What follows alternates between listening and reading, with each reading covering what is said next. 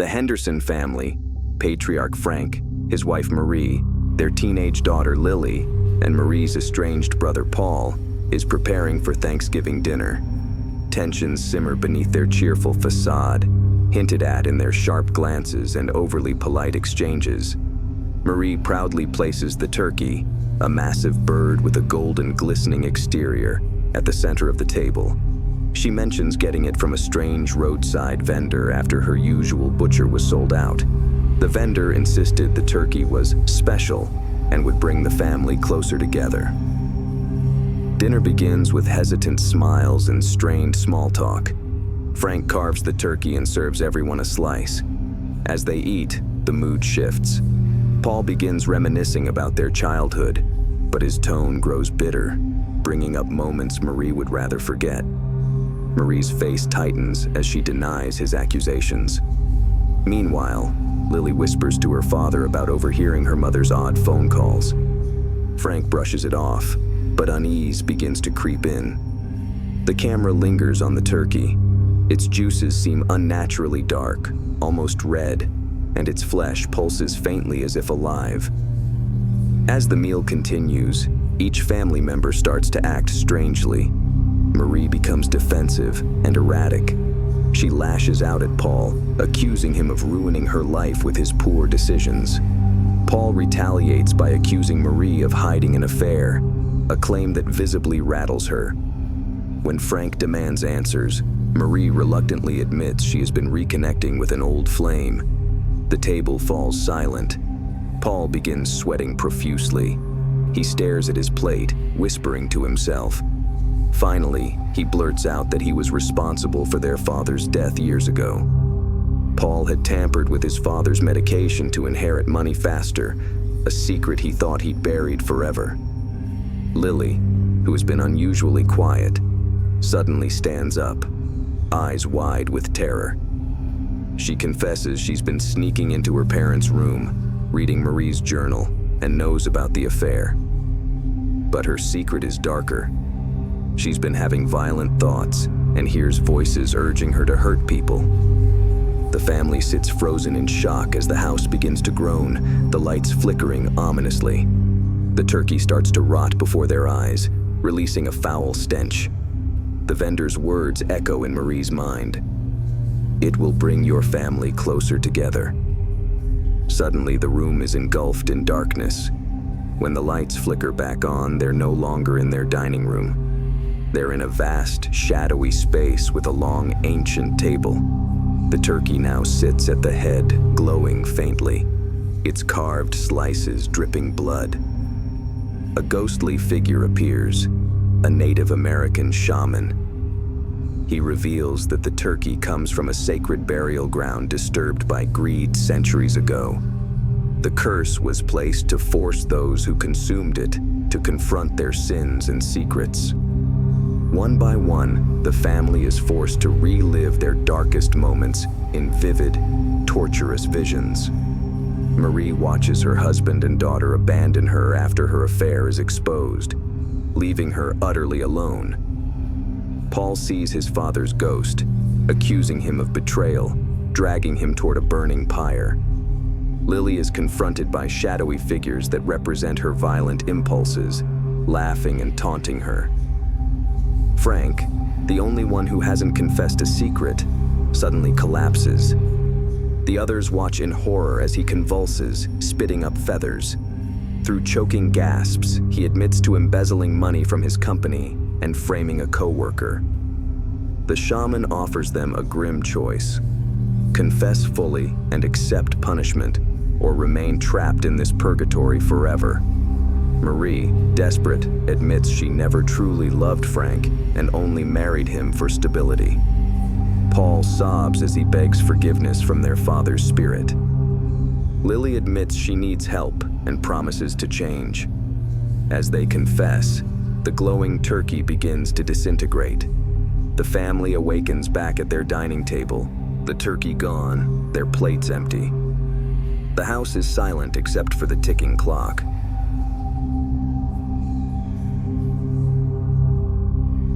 Every Thanksgiving, the quiet town of Blackwood Hollow held a grand celebration. The centerpiece was a reenactment of the town's founding, a story of pilgrims settling in the area and striking peace with the local native tribes. The tale was immortalized in Blackwood's history books, celebrated with parades, feasts, and the annual performance in the town square. What the townsfolk didn't talk about, however, was the darker truth. This year, the festivities were particularly extravagant. It marked the 300th anniversary of Blackwood's founding, and the town spared no expense. Dozens of volunteers dressed as pilgrims and Native Americans in historically inaccurate costumes. The mayor, Harold Whitaker, proudly proclaimed the event a celebration of unity and gratitude. Teenager Ellie Grayson, however, wasn't buying it. She'd always found the reenactment unsettling, especially the sanitized version of history it portrayed. Ellie had been researching the town's past for a school project, and what she uncovered painted a far grimmer picture. The pilgrims who founded Blackwood Hollow weren't peaceful settlers. They'd betrayed the local tribe, stealing their land and massacring its people under the guise of friendship. Even among their own, the pilgrims were ruthless, exiling dissenters and executing suspected witches. Ellie's grandmother, the town's unofficial historian, had warned her about the legends of restless spirits. "The land remembers," she'd said ominously. "One day, those who were wronged will rise."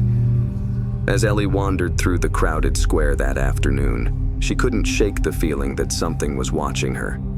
The reenactment began at sunset. A stage had been set up near the old town hall, with actors portraying the first feast. The audience clapped politely as the mayor narrated the sanitized tale.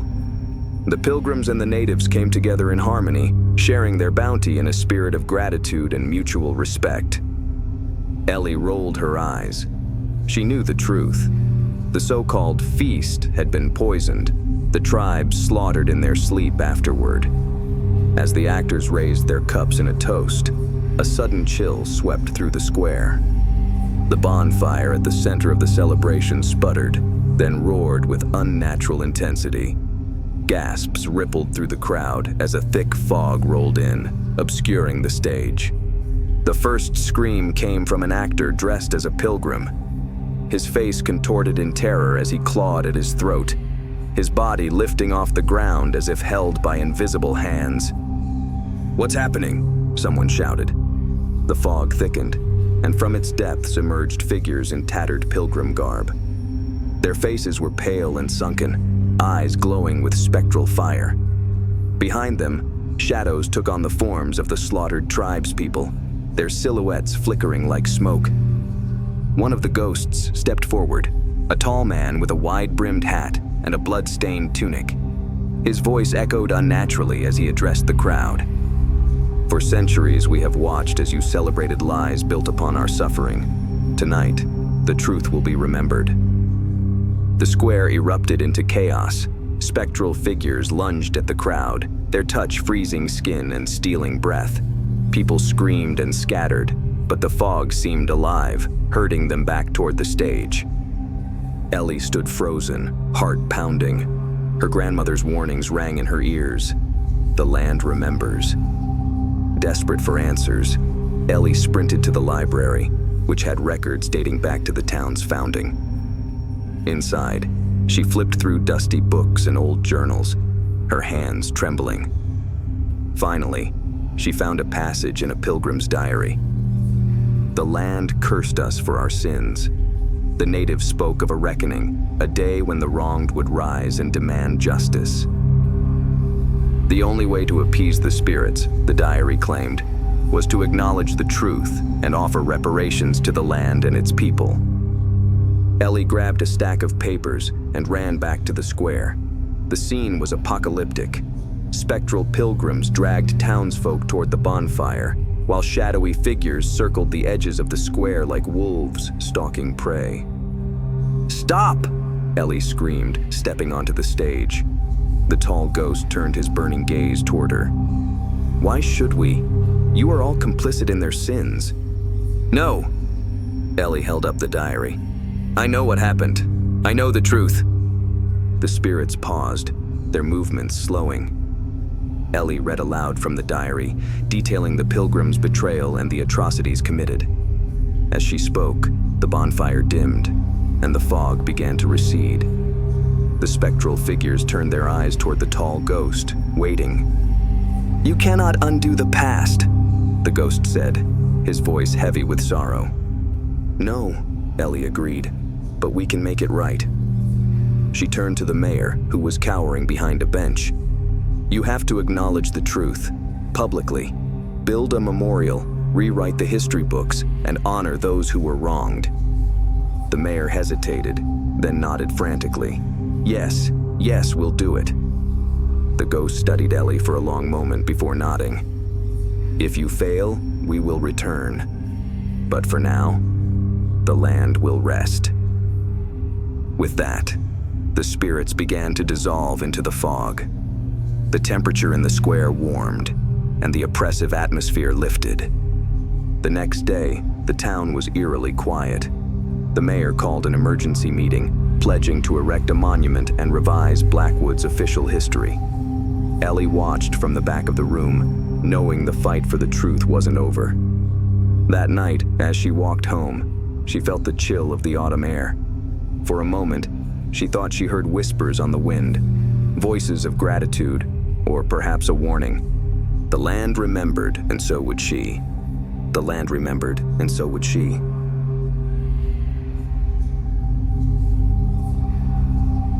It was a picture-perfect Thanksgiving at the Harpers' home. The dining table groaned under the weight of the feast. Turkey, stuffing, mashed potatoes, cranberry sauce, and pies of every kind. The family, parents Susan and Paul, their 2 teenage kids, Emma and Ryan, and Susan's eccentric Uncle Roger, laughed and reminisced as they indulged in the spread. By the time dessert was finished, everyone was too full to move. "That was amazing, Mom," Emma said, leaning back in her chair. "Best turkey yet," Paul added, patting his stomach. Susan smiled. "Glad you liked it. Now help me pack up the leftovers." They worked together, loading the remains into Tupperware containers and stuffing them into the fridge. The warmth of family togetherness lingered as they all retired to bed, their stomachs and hearts full. The first sign that something was wrong came the next morning. Susan opened the fridge to retrieve milk for her coffee and recoiled at the stench that hit her like a physical blow. She gagged, covering her nose as she peered inside. The leftovers, meticulously packed just hours ago, were unrecognizable. The turkey was covered in a fuzzy black mold that pulsed faintly, as if alive.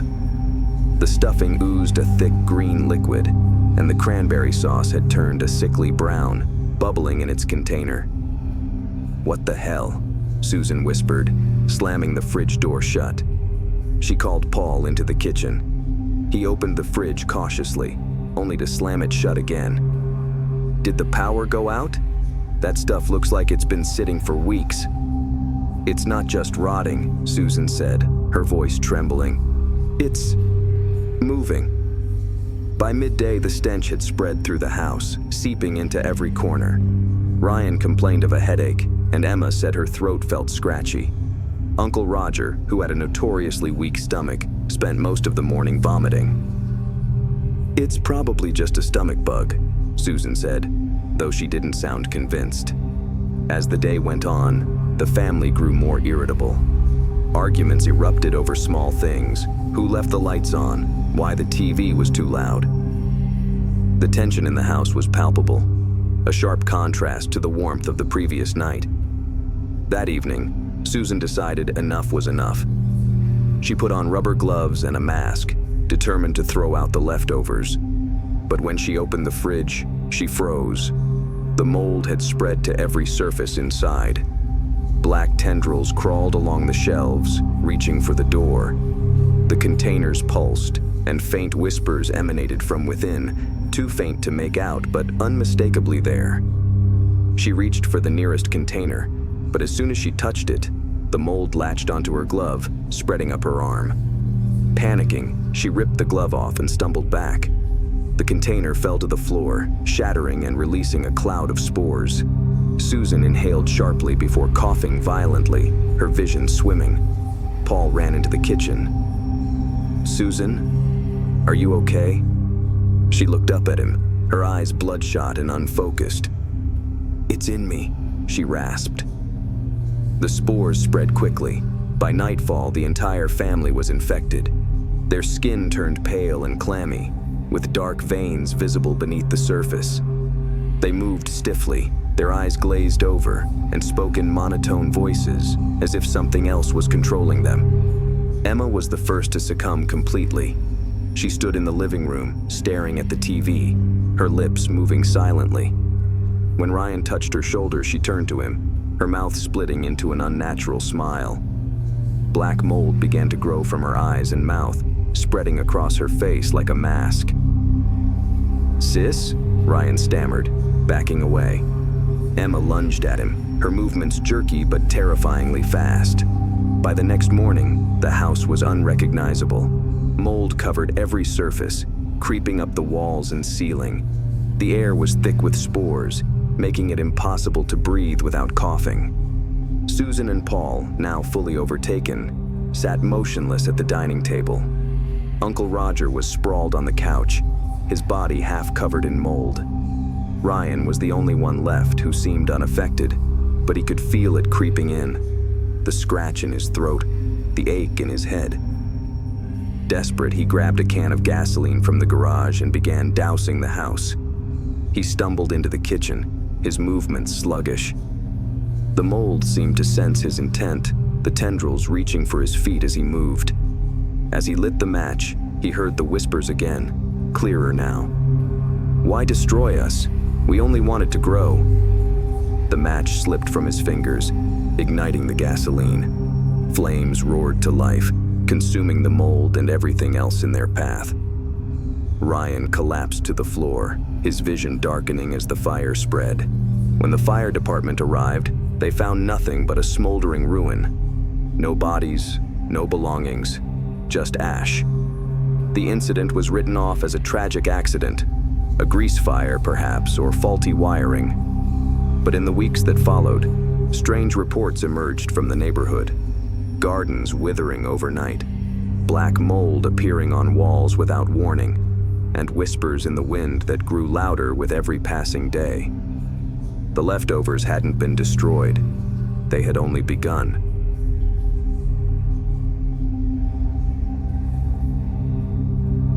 Thanksgiving was always a big deal for the Harper family. The table groaned under the weight of perfectly roasted turkey, creamy mashed potatoes, and pies that smelled like heaven. But the centerpiece of the feast was always Grandma Eleanor's stuffing. Everyone swore by it. It wasn't just delicious, it was otherworldly. The recipe had been passed down through generations, kept secret, handwritten on a yellowed, crumbling piece of paper. "Someday, when you're ready, you'll have it," Eleanor had promised her granddaughter Lucy, with a knowing smile. Lucy, now 22 and freshly engaged, felt it was time. She'd always adored her grandma's cooking and wanted to carry on the family tradition. This Thanksgiving, she finally worked up the courage to ask for the recipe. Grandma Eleanor's expression darkened for a moment, but then she nodded. "You're old enough now. Come by tomorrow morning and I'll teach you."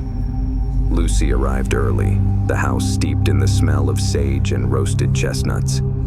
Eleanor had everything laid out on the counter, a mix of herbs, fresh bread cubes, onions, and one jar of something unmarked.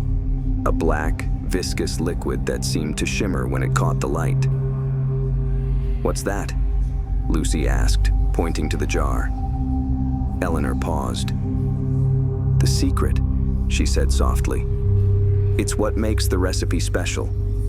But you must never ask where it comes from, and you must never change the process. Promise me." Lucy hesitated, then nodded. As they prepared the stuffing together, Eleanor whispered an incantation under her breath, too faint for Lucy to catch. When Lucy asked about it, Eleanor waved her off. "Just an old habit, keeps the flavor consistent." That evening, The Harper family gathered as they always did. The table was filled with laughter and warmth, and the smell of the stuffing was as intoxicating as ever. Lucy felt a swell of pride as everyone praised the dish she'd helped make. Even her picky cousin Wyatt went back for seconds. As the night wore on, though, something changed. Wyatt, mid-sentence, froze. His eyes glazed over and his head tilted as if listening to a far-off sound. Then, without a word, he stood and walked out of the house into the cold November night. "What's gotten into him?" someone asked, but the family shrugged it off. Wyatt was known for being eccentric, but then Lucy's aunt did the same. She stood abruptly, her face blank, and walked out the door without explanation. One by one, more family members followed, their plates untouched, their faces devoid of emotion. Lucy's fiancé grabbed her arm, his grip tight. "Lucy, something's not right." Lucy turned to Eleanor. "Grandma, what's happening?" Eleanor's face was unreadable. "It's the way it's always been, my dear." Lucy and her fiancé chased after the family members, finding them gathered in the backyard, forming a circle under the moonlight. They were chanting, low and guttural, in a language Lucy didn't recognize. "What are they saying?" Lucy whispered, fear creeping into her voice. Eleanor appeared behind them, holding the empty jar from earlier. "They're offering thanks," she said. Lucy turned to her grandmother, horrified. "Thanks? To who?" "To the one who gave us the recipe," Eleanor said calmly. "The Harper family has always prospered because of it. Success, health, happiness. It's the price we pay for perfection." Lucy shook her head, backing away. "This isn't real. This can't be real." Eleanor sighed. "It's very real, my dear. That secret ingredient you were so curious about, it's a gift from the shadow. It binds us to him, and every Thanksgiving, we honor the pact." Lucy's fiancé grabbed her hand. "We're leaving, now."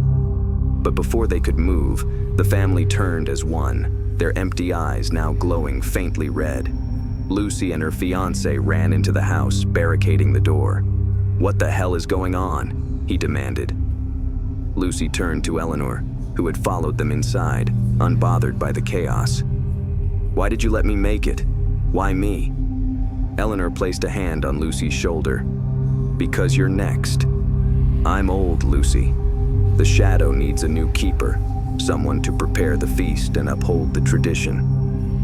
Lucy shook her head violently. "Number I won't do it." Eleanor's expression softened, almost sad. "You don't have a choice, my dear. If you refuse, the family will wither. The shadow will take everything. You, your parents, your future children, all of it." The chanting outside grew louder, shaking the walls of the house. Shadows seemed to stretch unnaturally across the floor, creeping closer to Lucy and her fiancé. "What happens if we destroy the recipe?" her fiancé asked suddenly. Eleanor's face darkened. "Don't even think about it." But Lucy had already grabbed the crumbling paper from the counter. She ran to the fireplace, holding the recipe over the flames. "No!" Eleanor screamed, lunging for her. Lucy hesitated, her hands shaking. Could she really doom her family to save herself? Her fiancé whispered, "It's them or us, Lucy. Make the choice." With tears streaming down her face, Lucy dropped the paper into the fire. The moment it caught, the house trembled. The chanting stopped. Outside, the family members collapsed, unconscious. The shadows receded, leaving the room eerily silent. Eleanor crumpled to the floor, her face pale. "You've doomed us all," she whispered, her voice hollow. The family survived, though they remembered nothing of the night. Thanksgiving continued as it always had, but something was different. Lucy noticed it first. Her luck seemed to sour. Her fiancé lost his job. Her parents grew ill. And every night, she dreamed of a dark figure standing at the foot of her bed, whispering in a voice like grinding stone. "You broke the pact. I'm coming for what's mine." The recipe was gone, but its curse lingered. And Lucy knew Thanksgiving would never be the same again.